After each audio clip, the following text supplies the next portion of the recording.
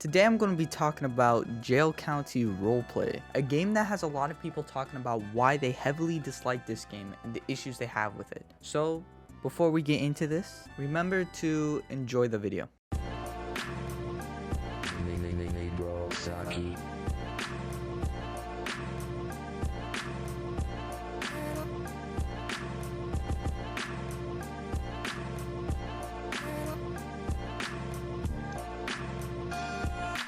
Now, as most of you know, Jail County Roleplay is a game that has been going on a downward spiral mainly due to the fact that they have incompetent staff. But I also want to talk about the gameplay and my main issues with it, and pretty much delve into why both of these things are factors working against the game, making it kind of fall off just a bit. So let's start off with the most subjective part. This is the most subjective part of the video, where I'm going to be dissecting as to why I really just don't enjoy the gameplay. In my personal opinion, I feel the gameplay is very much lackluster and has a very boring, repetitive game loop. As a prisoner, you're pretty much wanting to escape the entire time you're inside the jail. But the biggest issue is when you do escape, there really isn't that much to do. Another issue that also comes to mind is being a guard is probably the most boring thing you can do. It isn't fun. I'm just going to be entirely honest. The only fun thing to do is abusing your power, which is a very ironic foreshadowing. But as for now, this is just my personal opinion. I just think the game needs a lot more polish and needs a lot more things outside of the prison that can happen. What the hell?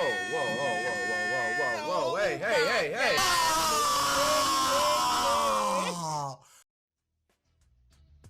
Not to say the entire game is bad, the interactions can be hilarious, and honestly, inside of the jail and the jail itself looks very well modeled in texture, despite allegedly the models were stolen and the person who stole the models were Mr. Titus, and he threw a hissy fit about this, but that's besides the point. My biggest issue is that it's just too reliant on one thing, which is the interaction between player to player. And there are other games that excel at this. For example, ERLC is a game that also has this kind of built upon roleplay. To really stand out, it uses cars and driving and robbing, whereas criminality uses great graphics and gun gameplay. It really shows how different these games are.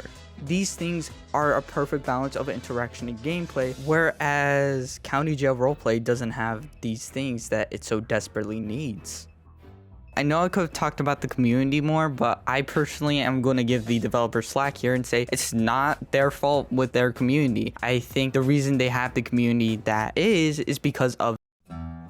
This is where the main issues start to arise with the staff and the moderation team. Now, everything I said before them was subjective, meaning my opinion and how I felt. Here I'm going to go in and talk about the owner and the staff team. I also want to touch up a bit on moderation, but if you've been in the community, you know damn well why I'm mentioning this. Now, luckily for me, I was able to find a post of a former staff member whose entire story does check out because I did background check on them. Most of the things they said are true. They are friends with former and current employees, so what they're saying does make a lot of sense, and most of the stuff they say sounds pretty bad.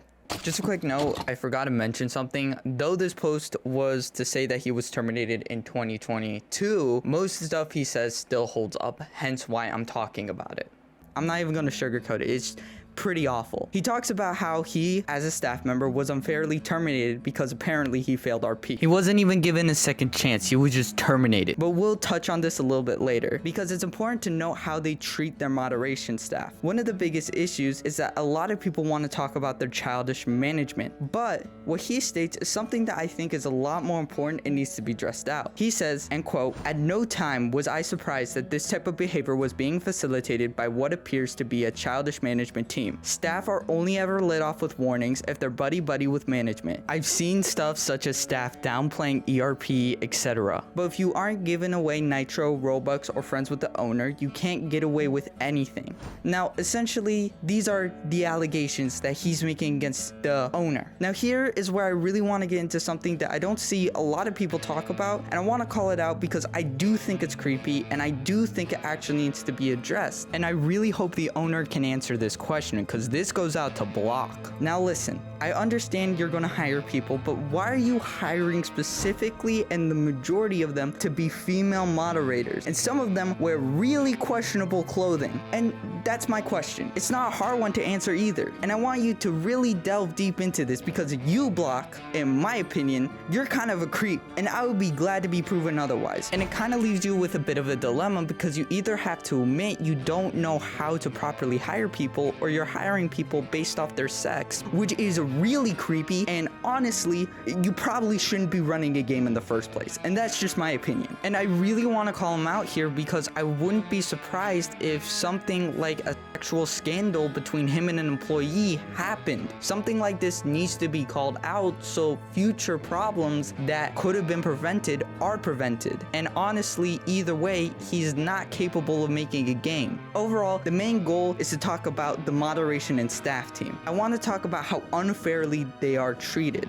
I really want to mention that most of this should not be put on the moderators, and I know the moderation can be very frustrating, but most of this should be put on the owner. At the end of the day, I understand why the moderators are enrolling in this. They want to have this be on their roleplay resume to gain experience in roleplay games, and I totally understand that. It's what people do. But to literally hire people like this, and to have constant issues with moderation over and over, and allegedly have a terrible work environment, and really just forcing people to pay you in order to be in that work environment and not paying them, in my opinion, this game should have a total revamp and be under entirely new management. And we've seen that Block is incapable of making a game. He just doesn't know how.